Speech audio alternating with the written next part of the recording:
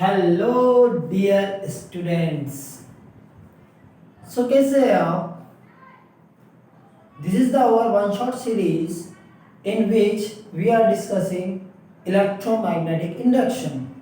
यहाँ पर हम बात करेंगे इलेक्ट्रोमैग्नेटिक इंडक्शन के वेरी पावरफुल कॉन्सेप्ट की, जो कि है हमारा self inductance and mutual inductance. यहाँ से आप मान के चले एक क्वेश्चन आपका पक्का है। So what is self inductance? इसके क्या क्या फॉर्मूले होते हैं? What is the SI unit? What is the dimensional formula? What is the dependency of the self inductance? In this lecture we will discuss all these things. ये सब चीजें आज हम पढ़ने वाले हैं। क्या आप रेडी हैं? कॉपी पेन निकाल लीजिए और तैयार हो जाइए आज की जंग के लिए, जो कि है self induction. What is a self induction? Let us suppose you have a coil. आपके पास एक कॉइल है। आप क्या कर रहे हो? उस कॉइल से करंट को फ्लो करवा रहे हो। Whenever the amount of current is passing through the coil, जो मैग्नेटिक फ्लक्स होगा वो चेंज होगा। And due to change in the magnetic flux linked with the coil, जो कि उस कॉइल से लिंक्ड है मैग्नेटिक फ्लक्स, तो उस कंडीशन में हमें एक EMF मिलता है। That is the self-induction. It is the phenomenon of production of EMF. Production of EMF. When current passes through the coil changes. जब कभी भी किसी भी कॉइल में अमाउंट ऑफ करंट कंटिन्यूअसली क्या होगा? चेंज होगा, फ्लक्चुएट होगा. So we will get an EMF due to the change in a magnetic flux linked with the coil. Is it okay? So that is the self induction. तो हम कह रहे हैं कि जो फ्लक्स है, when the amount of current is changing, flux is changing. तो phi is directly proportional to I. जितना करंट चेंज होगा उतना ही मैग्नेटिक फ्लक्स मिलेगा। जितने नंबर ऑफ कॉइल्स होंगी वो उसके डायरेक्टली प्रोपोर्शनल होंगी। And when we remove this proportionality constant, we will get a constant E, L, and that L is known as a self-induction. इसी L को हम क्या कहते हैं? Coefficient of a self-induction. This L is known as the coefficient of a self-induction. Is it clear? तो ये होता है। तो L is the self-induction and what we are talking about, कितना EMF induced हुआ कॉइल में? ये हमें बताएगा। Induced EMF is equal to E क्या होता था generally? Minus D phi upon D T is equal to minus d phi upon dt. So let us see here n phi. जब n phi होगा तो ये L I आ जाएगा. So L di upon dt. So the induced EMF E in the coil is equal to minus L di upon dt. Minus L di upon dt. तो ये इतना EMF induced होगा coil में, okay? जहां पर L क्या है? Self induction का कोएफिशिएंट है। The SI unit is a henry. इसकी जो SI यूनिट होती है हेनरी होती है। It is generally known as a ohm into second. You have to remember both SI unit. आपको दोनों ध्यान रखना है, otherwise you will lose your 1 marks. मे भी पॉसिबिलिटी से क्वेश्चन आ सकता है, ओके?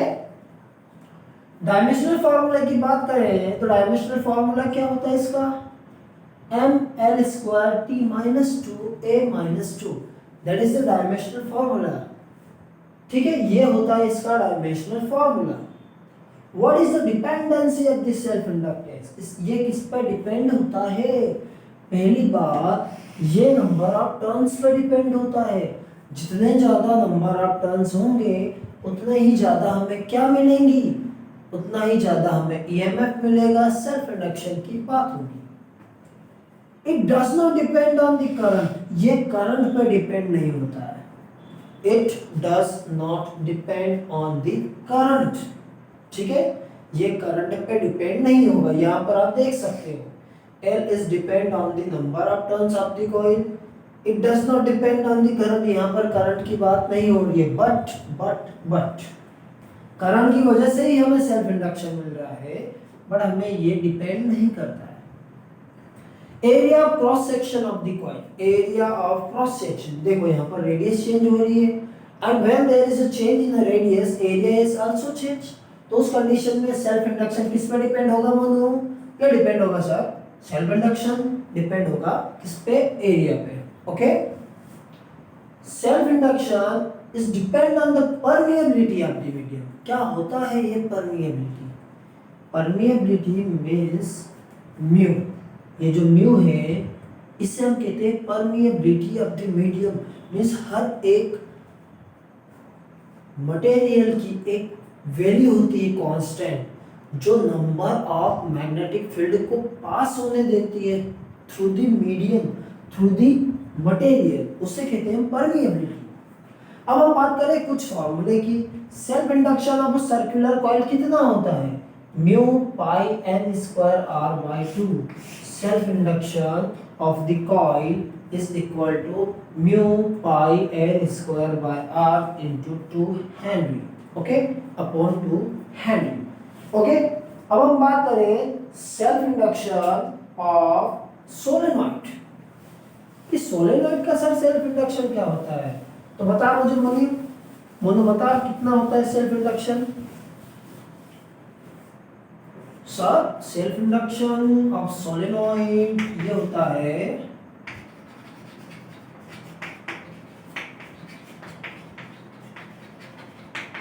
सर आपने बताया था मुझे, सर ये होता है mu naught mu R N square A by L. L का क्या है? जब एल क्या है? L is the length of the solenoid, L is the length of the solenoid, A is the cross sectional area of the solenoid, n is the number of turns of the solenoid.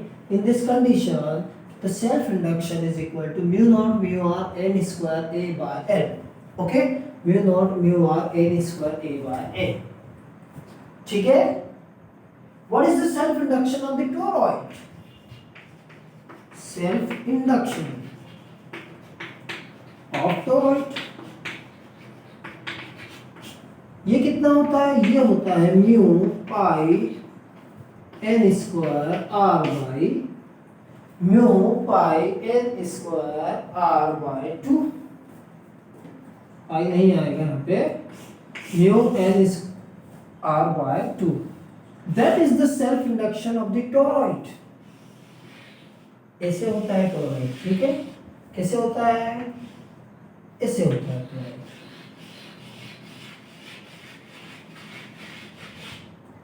That is the toroid.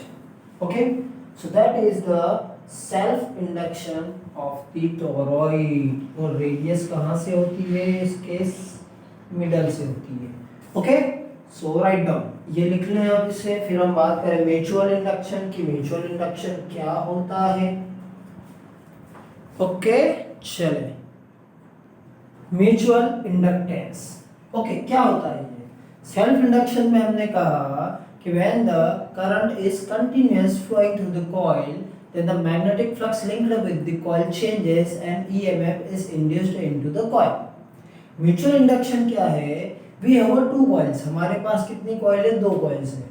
तो if there is a change in a magnetic flux of a first coil, then the current is EMF is induced into the secondary coil. That is the mutual inductance। उसे क्या कहते हैं हम? Mutual induction कहते हैं कि whenever there is a change in the current, या when the current is passing through the first coil, then due to change in the magnetic flux in the first coil, current is induced in the second coil is known as a mutual induction। होता है ना कि किसी ने एक joke सुनाया तो क्या होता है, एक स्टूडेंट अगर हंस रहा है, एक बच्चा हंस रहा है या एक पर्सन हंस रहा है, तो उसके पास में बैठा हुआ ऑटोमेटिक हंसने लग जाता है। यही क्या है? Mutual induction. ओके, कि एक कॉइल में अगर चेंज हो रहा है उसकी वजह से दूसरी कॉइल में करंट या ईएमएफ इंड्यूस्ड हो रहा है, that is the mutual inductance. Okay, coefficient of mutual induction की बात करें तो इसका कोएफिशिएंट क्या होता है कि करंट जब हम फर्स्ट कॉइल में अप्लाई करें उसकी वजह से सेकेंड कॉइल का मैग्नेटिक फ्लक्स चेंज हो रहा है, तो हमें क्या मिल रहा है, so the current is directly proportional to the change in the magnetic flux on the secondary coil, तो N2 phi2 proportional to I1, सो N2 phi2 is equal to MI1, जहां पर M क्या है, M is the coefficient of mutual induction, M जो है ये coefficient है, कोएफिशिएंट, ओके। आई बात समझ में, ठीक। फेराडे ने क्या कहा, अकॉर्डिंग टू द फेराडेस, कि फर्स्ट कॉइल में कितना चेंज हो रहा है करंट का, उसकी वजह से ईएमएफ इंड्यूस्ड होगी सेकेंडरी कॉइल में। According to Faraday, EMF induced in the secondary coil E2 is equal to minus N2 d phi 2 upon dt, minus N2 d phi 2 upon dt। Now put the value from here, N2 phi 2 की जगह MI1 लिख देंगे तो हमें मिलेगा minus M d phi 1 upon dt, minus M d phi 1 upon dt। ये बात सुनो समझ में, ठीक है। इसकी जो यूनिट होती है वो होती है हेनरी, या हम कहें ओम इनटू मीटर होती है। इसका जो डायमेंशनल फार्मूला होता है mL2T-2A-2, इट मींस इसका dimensional formula unit self induction की ही होती है, ठीक। डिपेंडेंसी ऑफ म्यूचुअल इंडक्शन बात की जाए, so it depends on total number of turns of N1 and N2, क्योंकि यहाँ पर दो कॉइल्स होंगी और दोनों कॉइल्स में कितने नंबर ऑफ टर्न्स है, it depends on that condition. Mutual induction depend on the N1 and N2, ये किस पर डिपेंड होता है, N1 और N2 पर डिपेंड होता है, ठीक है। इसका अगर फॉर्मूला लिखें हम सर्कुलर रिंग के लिए तो ये होता है पाई mu naught N1 N2 R square upon 2, ठीक है, mu not pi mu naught N1 N2 R square upon 2 capital R। ये सर्कुलर रिंग के लिए क्या होता है, it is the mutual induction for the two circular rings. To rings है हमारे पास, एक रिंग है जिसका रेडियस स्मॉल r है, एक दूसरी रिंग है जिसका कैपिटल R है, ठीक है। और यहाँ पर ऐसे वायर बाउंड किए गए हैं,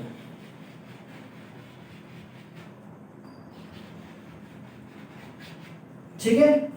सो that is the mutual inductance pi mu naught N1 N2 R square upon 2R, otherwise we can write mu naught N1 N2 A upon 2R, okay. Area of cross section of the coil, इस coil का area of cross section कितना है, अगर ये large होगा then the mutual induction भी large होगा, कम होगा तो ये कम होगा। Distance between the two coil, ये इन दोनों के बीच की सेपरेशन पर भी डिपेंड करता है, अगर इन दोनों के बीच सेपरेशन ज्यादा हुआ म्यूचुअल इंडक्टेंस कम होगा, okay. Nature of material at which the coil wounds, जो कॉइल हमने वाउंड की है मतलब लपेटी गई है, किस मटेरियल के पर लपेटी है, इस पर भी डिपेंड करता है। Is it clear, okay.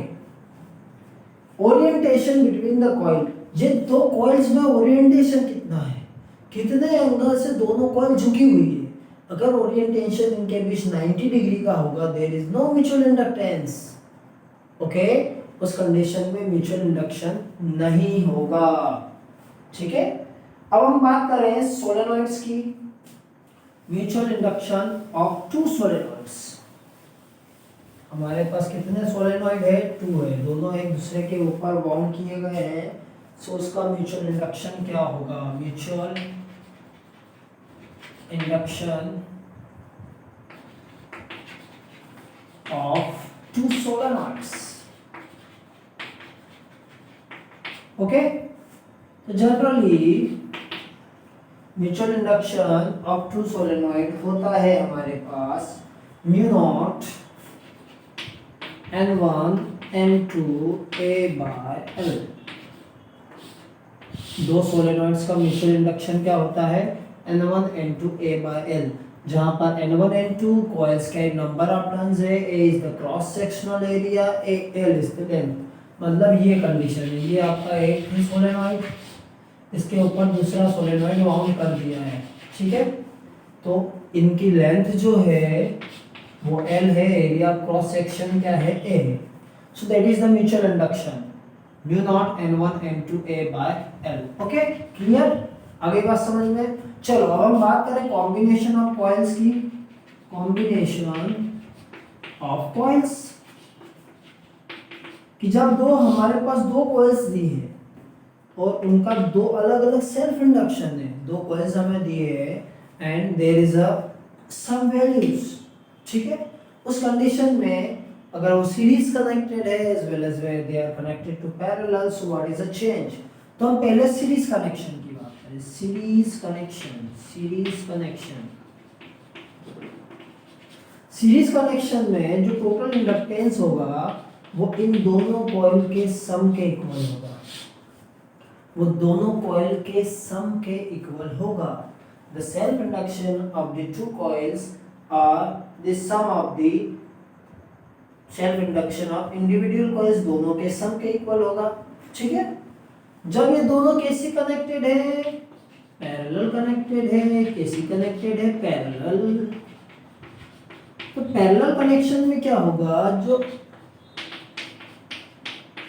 Value आएगी हमें वो ये आएगी 1 upon L is equal to 1 by L1 1 by L2 means L1 L2 L1 plus L2 हो जाएगा. तो L क्या आ जाएगा हमारे पास? L आ जाएगा L1 L2 L1 plus L2 L1 L2 L1 plus L2. Okay, so that is the final expression. When they are connected in series, they are connected in parallel. Okay, आगे बात समझ में हो गया?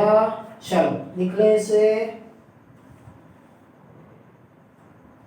अब हम बात करें मैग्नेटिक पोटेंशियल एनर्जी की. कॉइल में कितनी मैग्नेटिक पोटेंशियल एनर्जी होगी? ठीक है, तो हम इसकी बात कर लेते हैं. Magnetic potential energy. Magnetic potential energy of inductor. Inductor को हम किससे रिप्रेजेंट करते हैं? एल से रिप्रेजेंट करते हैं. ओके, तो जो पोटेंशियल एनर्जी होगी ना इंडक्टर की, जब हम स्टडी करंट की बात करेंगे, when the steady we are talking about a steady current, so we have to do some work against the self induction. हमें क्या करना होगा उस कंडीशन में? सेल्फ इंडक्शन के अगेंस्ट वर्क करना होगा. And that work is stored in the form of a potential energy. और ये होता है U is equal to integration of L I into d I. ये होता है 1 by 2 L I square. So that is the potential energy stored in the in the inductor. Okay? अब हम बात करें मैग्नेटिक डेंसिटी की. Magnetic density, energy density. Magnetic energy density.